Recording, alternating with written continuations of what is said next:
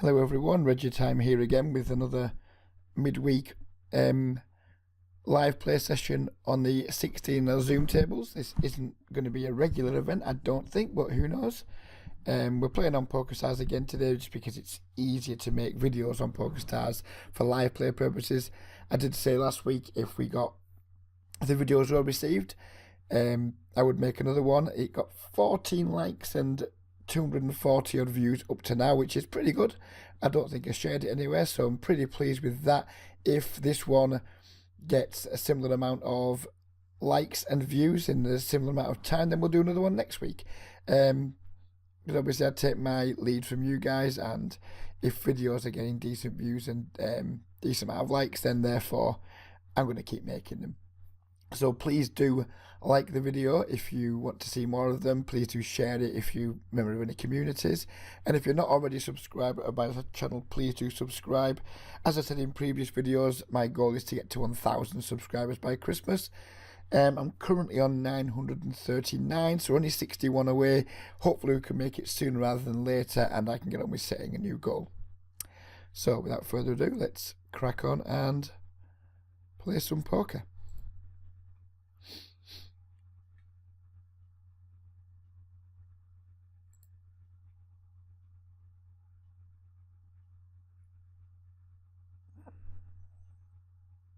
Overlimp with the threes here. They don't play that well post flop. Kind of pretty much just have set value. Obviously I would have raised had it folded to me on the button, but and just try and steal the blinds. But I think the steal's going to be way less effective once someone limps in, and the hand doesn't have very much playability at all post flop.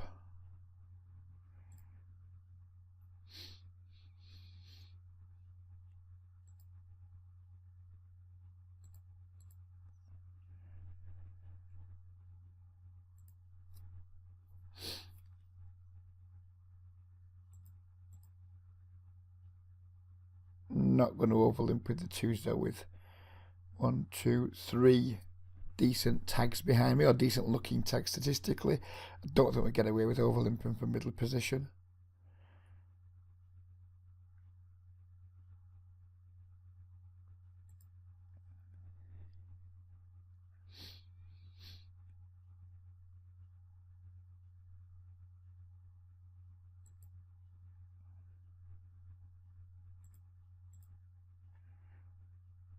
Complete unknowns in the blinds here, so we'll try and steal and then maybe adjust going forward. We're not going to see what that board against somebody who might be a fish. We are going to cold 4-bet our 2 kings, and then we're going to stab this turn now, given that he's checked twice. If he had a 6 or a 9, he would lead the turn, maybe not with a 6 but definitely with a 9. Cold 4-bet gets called and we flop top set. That's not unpleasant.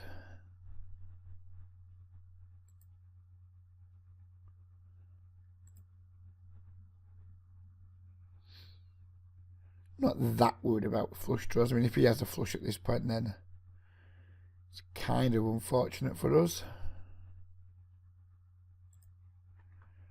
We're just going to do our entire stack, of course. Oh, his entire stack. Oh, we get the fold, which we'll take, I guess. I'd rather just won all his money, but we can't win all his money. We'll be happy that he just didn't have us somehow beat.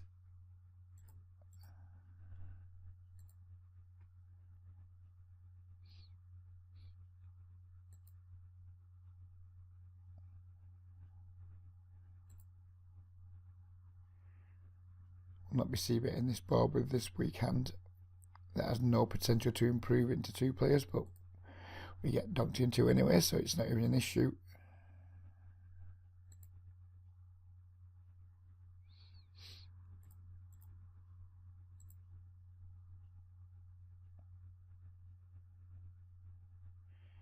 Two overcards and a backdoor straight draw here, not that much to work with, but it's a pretty dry flop, so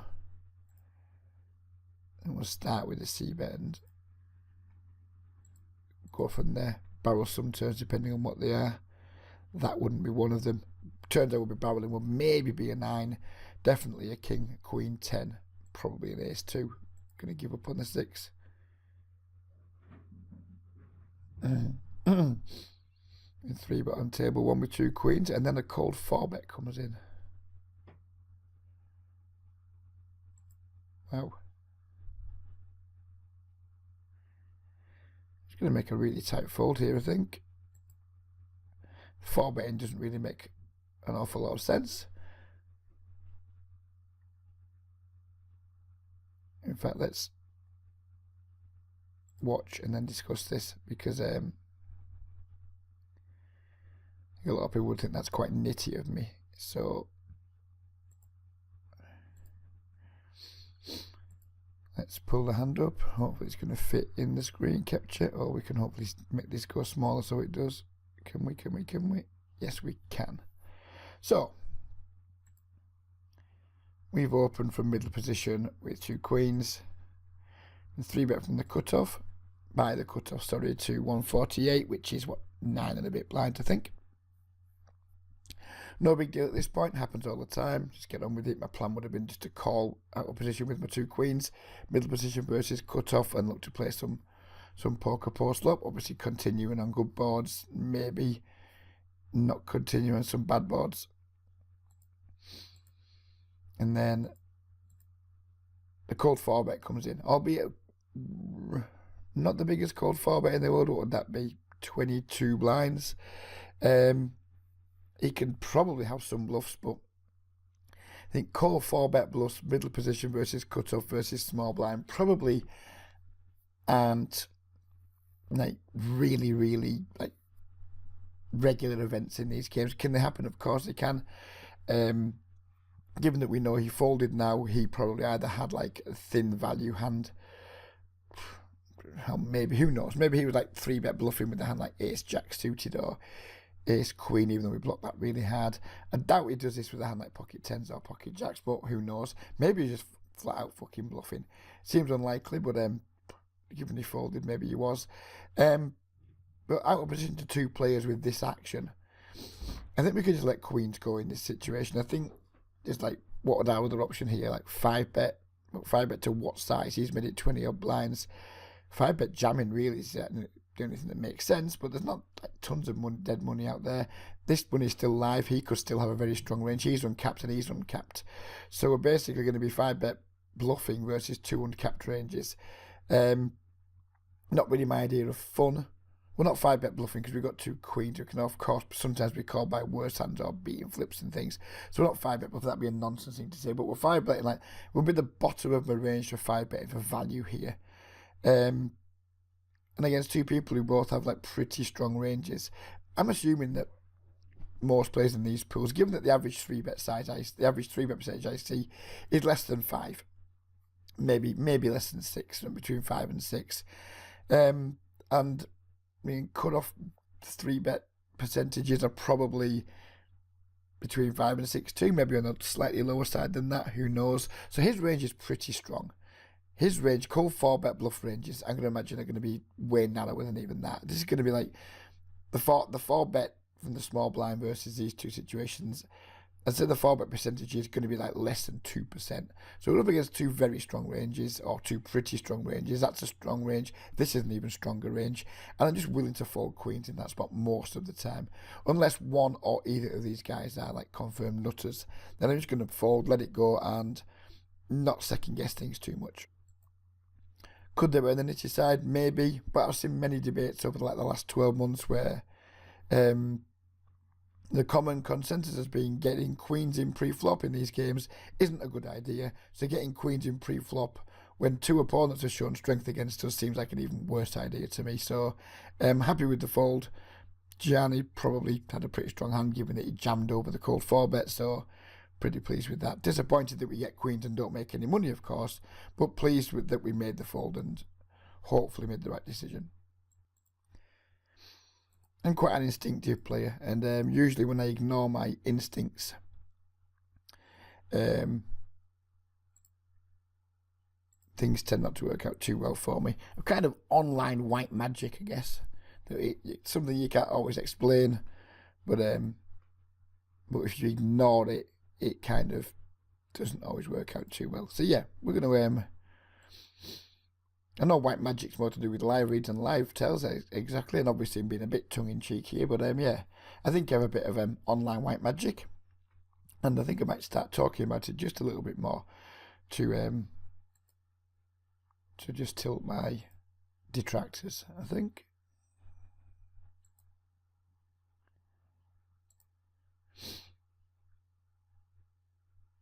Min 4-bet and a call. Min 4-bet from a 23-8 is not fun.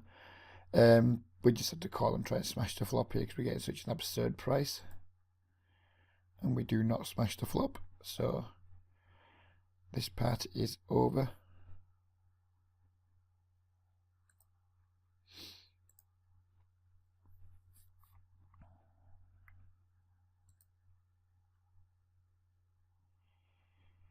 This guy's got a fold to 3-bet of 80%. Albeit over only like 500 hands, but it has to mean something. It certainly doesn't mean nothing. But I don't mind people folding when I have ace-king pre-flop if I can just get a fold when I'm 3-betting. I'm pretty pleased with that. I might not, against this player type, I might not 3-bet hands like aces and kings because they're just going to fold way too often. But when I got a hand like ace-king where I don't mind when they fold, then I'm happy to just take the fold.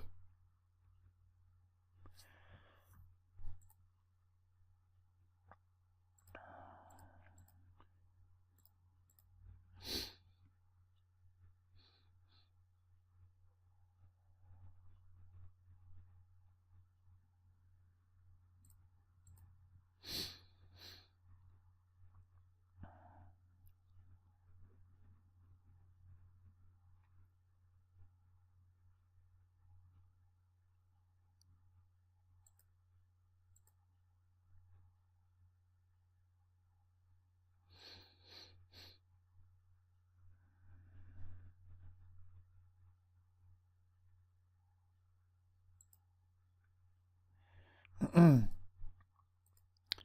think we need to just call this. I think it's just too small. I think he's making a mistake with his sizing here. He may be quite strong. He looks pretty nitty over a small sample. But his size, in my opinion, is just too small. And we kind of need to be taking a flop with most of our range when he's only asking us to put 4 and a bit blinds in pre-flop. Sadly, we completely miss, and I'm not going to be stabbing.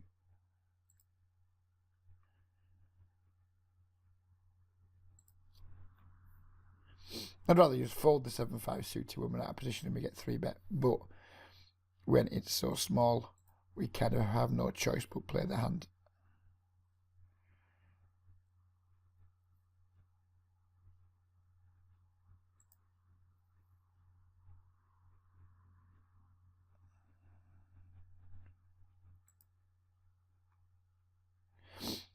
Against some players, I'd be tempted to 4-bet bluff the ace-queen, and again, we need to be careful with sample sizes, but against someone who's playing 7-7 over 28, I think we can take a more conservative pre-flop option.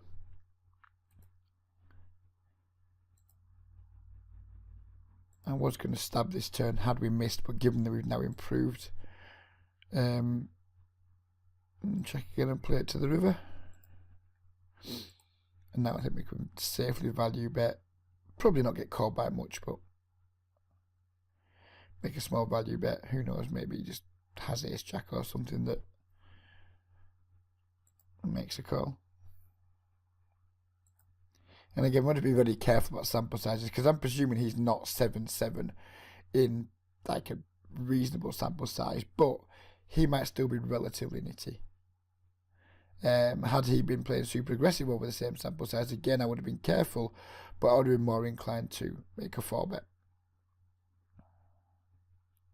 As a bluff, of course. We're not 4-betting ace-queen to get it in. We're 4-betting ace-queen, hoping they fold, and if they don't fold, then well, we hope we've got some kind of like good hand strength to take to post-flop. If we get 5-bet, it's easy fold. If we get called, then you know ace-queen's obviously going to be playable post-flop, assuming he's not getting trappy with some monsters where we just own ourselves.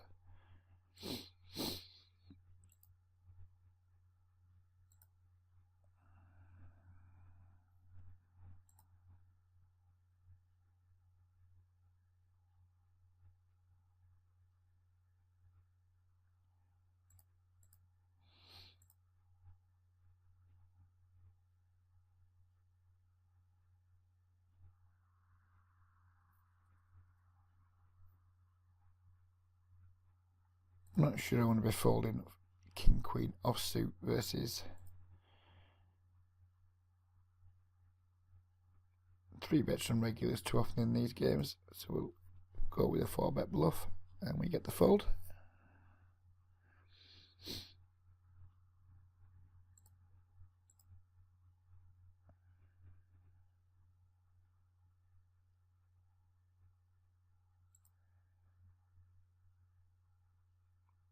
Again, we've got something that looks pretty tight raising under the gun, but it's only 2.5x it and defend the jack 9.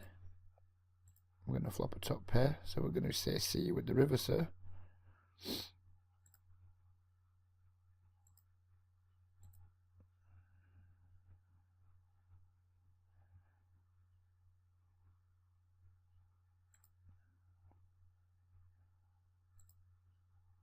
Then we're going to check fold this river. Okay, never mind. So there you go, that was a prime example of someone who looked tight on like a small sample size, but turned up with queen 9 suited under the gun, which you wouldn't put in a tight player's range. So fairly good example there of how we have to be pretty cautious against small sample sizes and what they actually mean. Because that sample size there and his stats clearly betrayed his true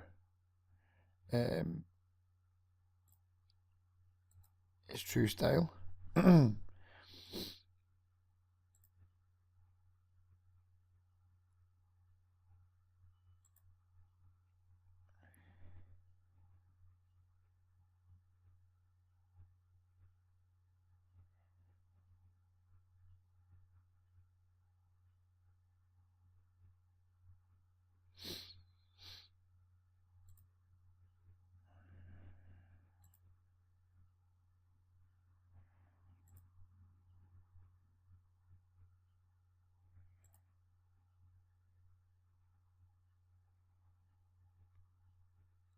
One good flop, one bad flop.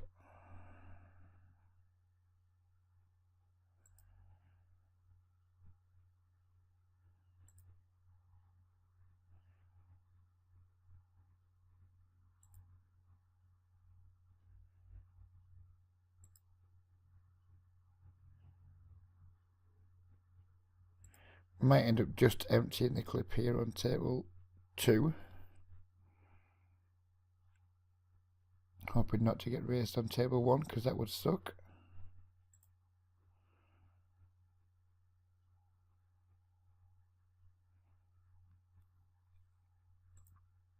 I mean, obviously as a king he's not folding here, but kind of hoping he might fold pocket queens, jack X, some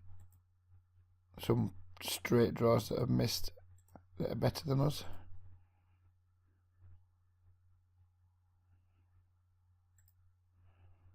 And do we jam here for value? And if so, what do we get value from?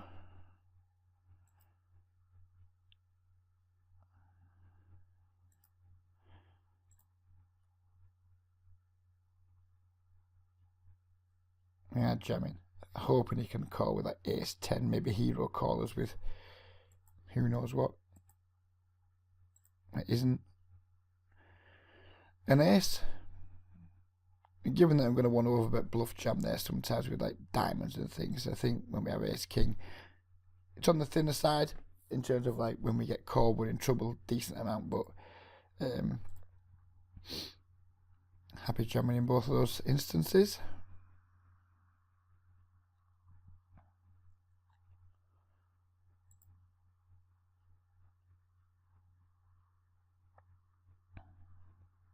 Haven't really done tons of work on like how much people are folding in those spots to like bet small, overbet shove rivers. But it feels like white magic terms, and we'll talk about white magic again.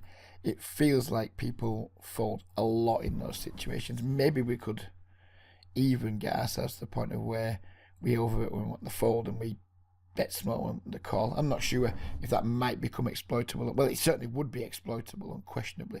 But whether people would notice it, whether the population would notice it or not, I don't know. It's something to think about though, especially versus unknowns. Against people you have like more history with, it's going to be less effective, I would imagine. But against unknowns, maybe we can move into overbetting when we want folds and underbetting when we want calls.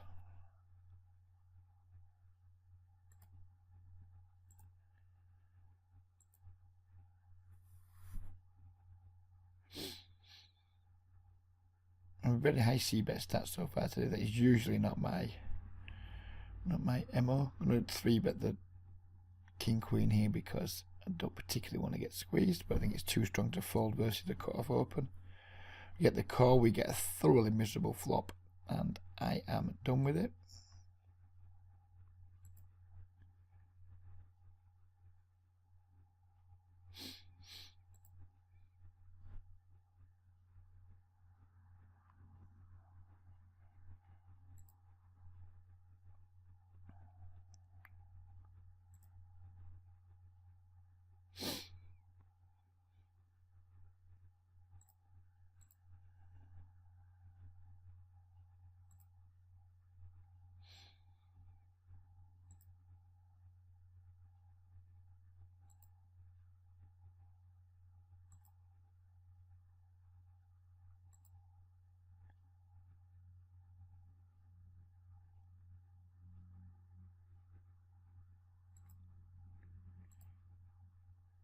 That was a mistake. I wasn't focusing there with the pocket. Was it pocket fives?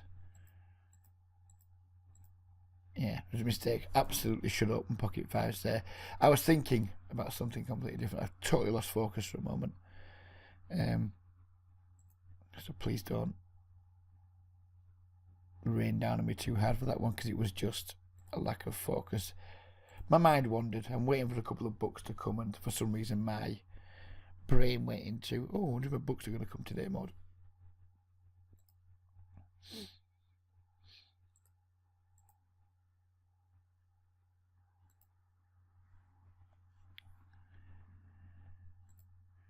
Check raised on this wet board. We have a gut shot and it's not much of a sizing.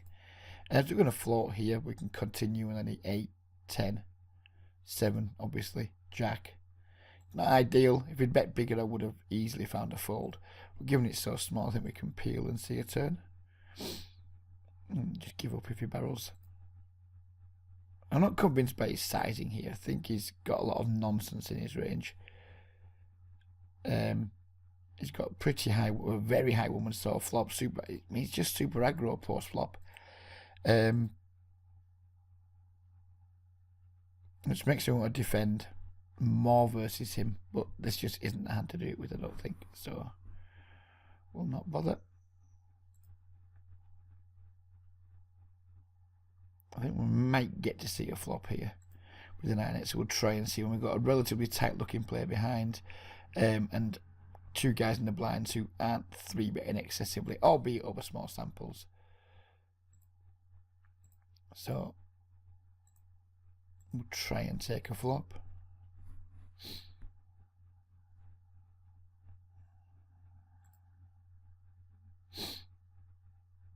Interesting turn card in that it improves our equity significantly.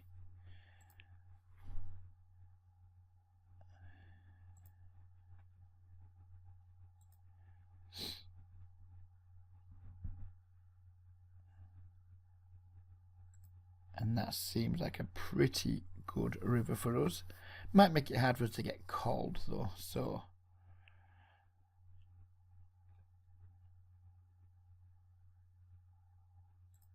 we won't go too big. And we do get called. This goes to show the how good it can be to sometimes just set off bluffing with like just some backdoor equity, like gut shot and some backdoors, and now sometimes that can just work out really nicely.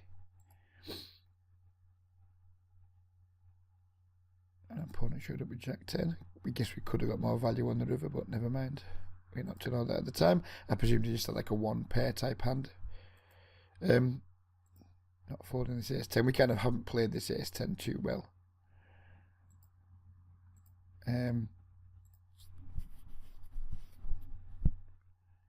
But we played it well enough to not lose. Not sure what Seamus is doing there. That min raising ace-2 from the cutoff seems bad. And then he didn't seem to play it well post-flop, but I didn't punish him for it. So there we go. I probably can't say too much. Because that hand went down. I mean, we could have 3-bet pre. It kind of sucks if you get 4-bet. So I decided not to. And then I kind of lost a little bit of concentration on it because I was focusing much more on the much more interesting hand happening on table 1. I guess had I been more focused, I could have found a way to win the hand on table 2, but never mind. Not going to 3-bet versus a Nate who's isolating.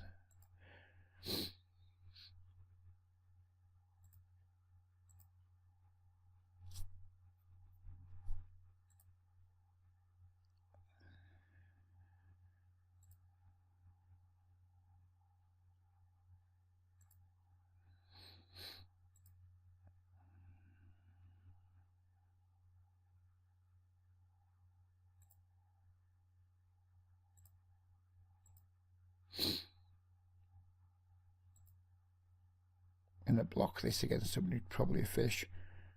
Don't think we get called by worse too often, but we can't really check call. And he might sometimes just call with who knows what. Ace jack, pocket aces, 1 pair. We bet small enough. Other 1 pair stuff.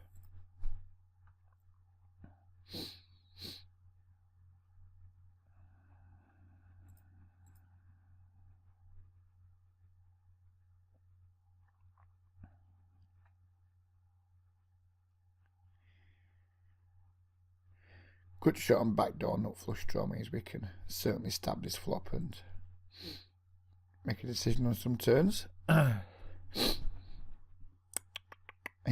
suited. Doesn't let as many squeezes behind, so we'll take a flop in position. Or we'll try to.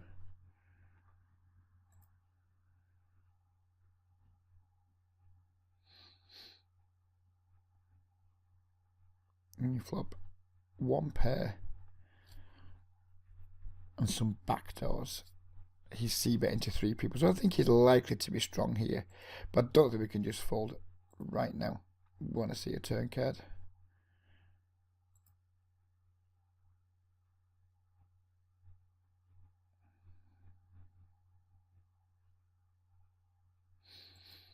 Interesting whether we try and turn our 8-6 into a bluff here. Like, is he ever folding better? I very, very, very much doubt it. Don't see him folding pocket 10s, pocket queens, pocket kings, pocket aces here. So therefore don't see that much value in betting, other than to protect against like random overcards peeling off.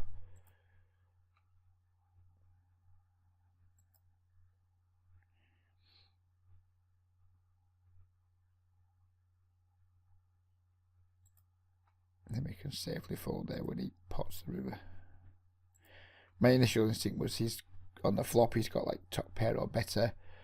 Given that you see bet into that many players, he checks the turn, which is kind of consistent with how he'd play pocket 10s through pocket aces. And then he potted the river. So all in all there, I was confidently putting him on a reasonably strong hand. Not much we can do with the queen 6 apart from throw it in the bin.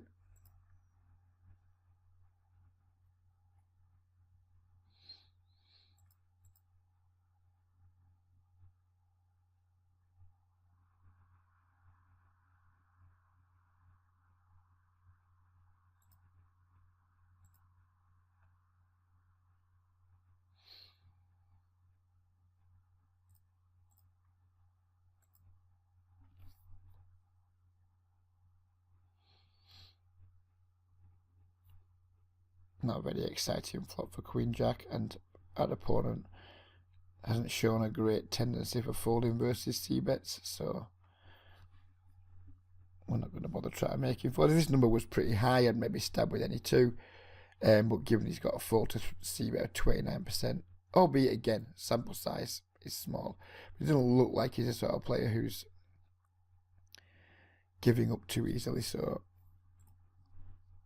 I think we can just give up with some of our worst hands there, and I feel completely fine about it.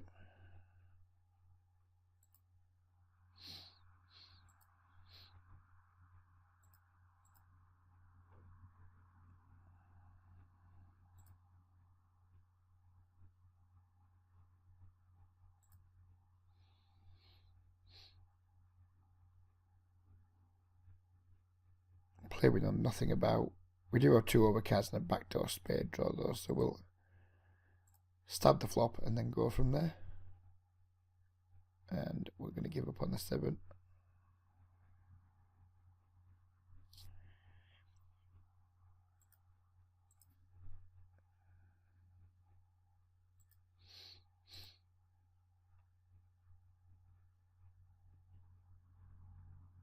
This guy's got quite a high c-bet. I'm just going to try a check raise here and see what happens. That 71% c-bet is accurate. There's going to be way too much weak stuff in there that can't really handle a check raise. If it's not accurate, then I pay the penalty for possibly overreacting to a small sample size.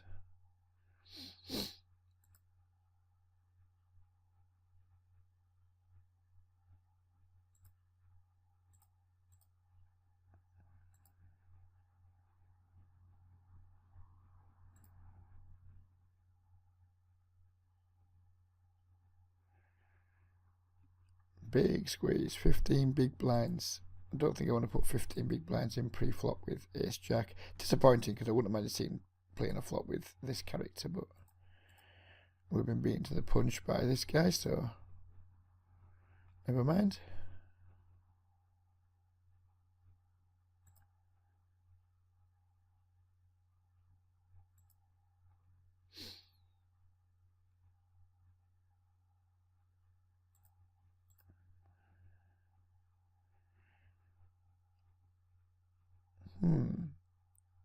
So we've got called up here and called in this spot, and the ace comes. We're going to start by, I'm going to just bet really small here.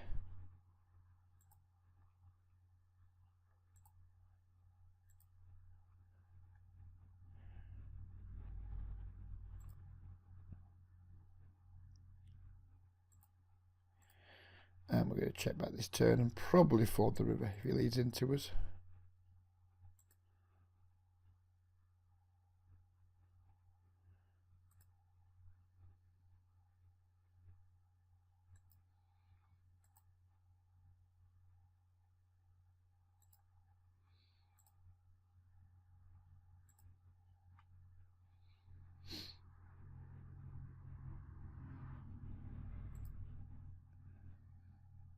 Cool, just won another chest. Fucking rocking these chests, we're rocking them.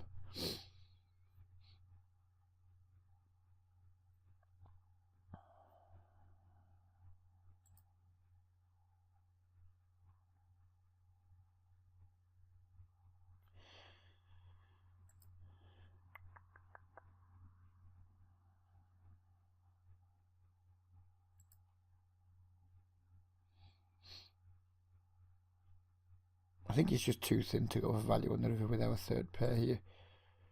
It's just too thin. We do hold though.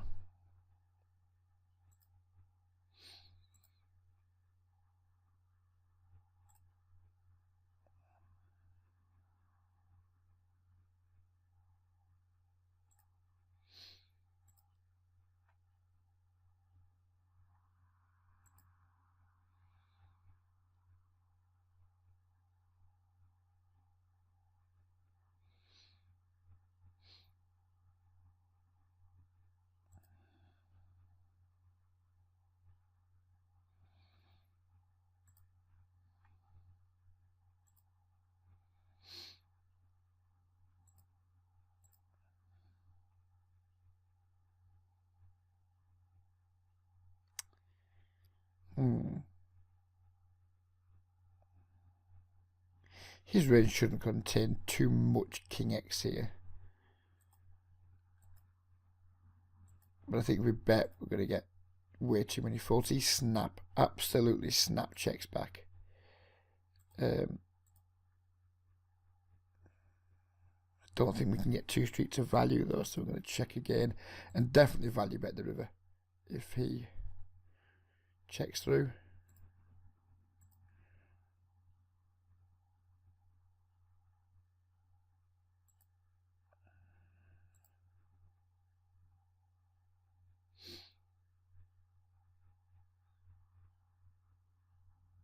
we going to get the card match home in time? And we're going to get the card match home in time for the video. See what glory awaits us.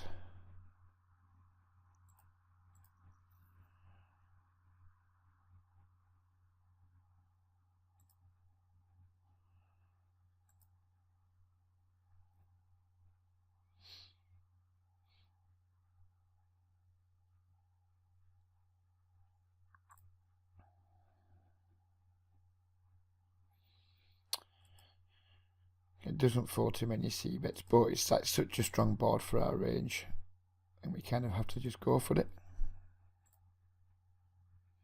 Obviously we improve on a 10 as well. Given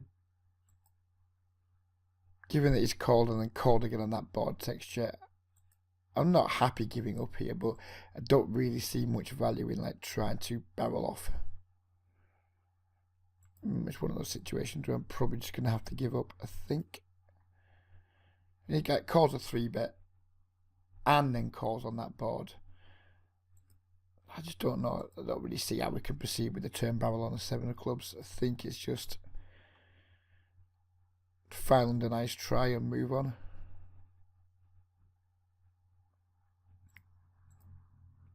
And there's not too much point dwelling on it either. It's irritating, but what are you going to do? What are you going to do?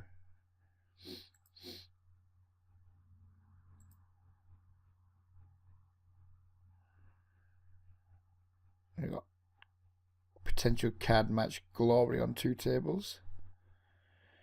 Queen 9 suited would not normally be, no, it's not going to be a player now anyway, but given that we have 2 fishy looking players in the blinds, well, don't know about him, that's a mistake to say that about him, but I would have opened it, not because of the card match, just because of the players in the blinds, but we don't get to, because someone beat us to it. Ooh, might bring the card match home with the ace. I think we have to complete 9, don't we? 9, we have to get 10 out of 10, I don't think, do we?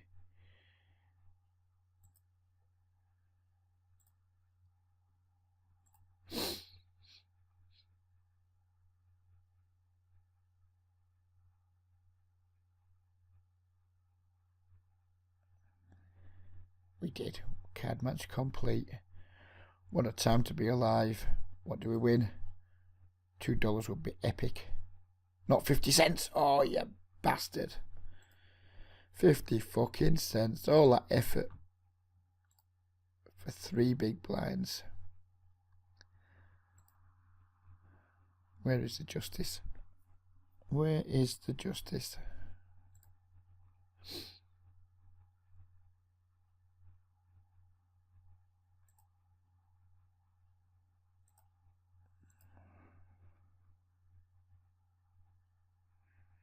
Check raising that good shot versus somebody with a high c-bet, and we need to be check raising these like 1/3 pot size bets in these situations a lot anyway, so I'll be check raising top pair flush draws. I mean, I still haven't looked into that massively, but as I said in a previous video, someone who's game of respect says we need to find lots of check raises in button versus blind situations where they bet small, so I'm looking for spots to do that. And that seemed like a good one. Led into here on a pretty dry board. We have 1 pair. We're going to see a turn.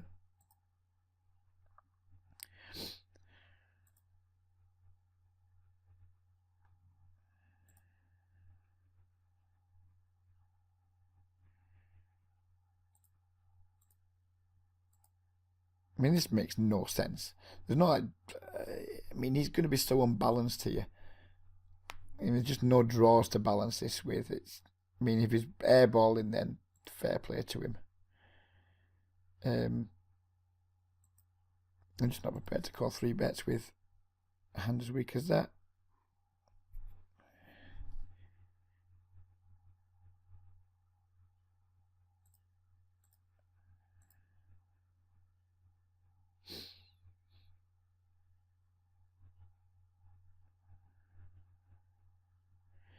That is possibly the most interesting spelling of psychic I've ever seen in my life. Kind of giving up with the Queen 6 here. Now I don't want to give up anymore because he's checked twice and the ace has come.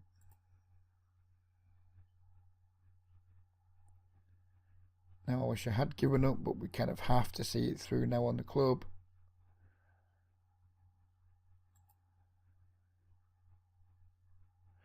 And it worked. Ace Queen suited versus someone who looked like a pretty fucking weak tight. If I knew these stats were like absolutely fucking locked in as 19-6, this would be an incredibly easy just fold. Exploitable but easy fold. But I don't know that. So I'm not going to overreact to small sample size. I'm just going to go with, for now, ignore the sample size and just play my hand. I think Ace Queen suited is going to be a call in this spot most of the time. Oh, I was trying to weigh up whether to fucking 3-bet or call with me Ace Queen, Jack Queen, and ended up doing neither, which is annoying. I try to figure out what we had behind us. If we had like not many aggressive players, then it would have been a pretty easy call. Fold the sevens to the squeeze. I'm gonna check call with the Ace Queen, giving chance to like bluff with his like Ace King with the club or something. Check back the flop and call the turn. Don't think we can get called by worse very often, but I think you can have Ace King with one club here enough to make this okay. If he's checked back and overpair on the flop, then hats off to him. And he just had the nut flush. So what are we going to do? What are we going to do? Kind of vindicates my call pre-flop. That, you know, even though he was 19-6, he had some like weirdness in his range. That means we can't really fold. That's a good flop to end the video with, isn't it? We're going to have fun with it, I guess.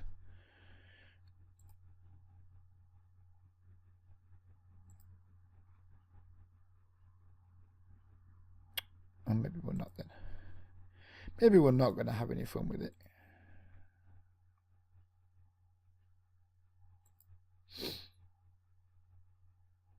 Nope. We are absolutely not having fun there. And the Ace Queen, I think we played it fine. I think my logic for doing everything was fine. It just didn't work out. Sometimes that happens. Don't think we can do anything different at any point during the hand. I think we have to call pre-flop. We have to like check the flop, allow him to c-bet. I think we need to lead the turn when he checks back the flop to like protect against random clubs rolling off. And then the river, given that like the flush draw missed, it didn't look like he was very strong to me, so we kind of had to give him a chance to bluff. I didn't think like betting and getting paid by worse was much of an option. Maybe we can bet and get called by pocket jacks, pocket tens. Well, I'm not happy with the outcome of the hand, but I'm happy with my decisions all the way through it and why I made them. C-betting here with that overs and backdoor flush draw.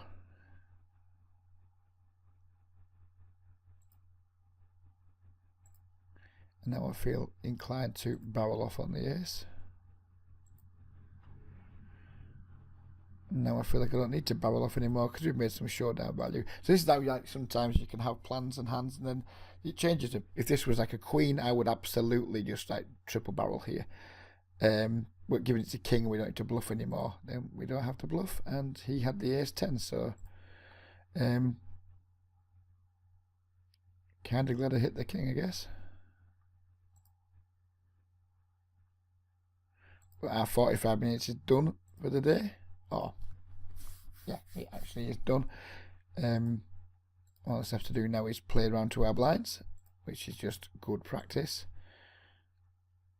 And then check out the damage. It feels like it's been like a slight losing session. We did make 50 cents on the card match. Maybe queens can put us back in the plus column.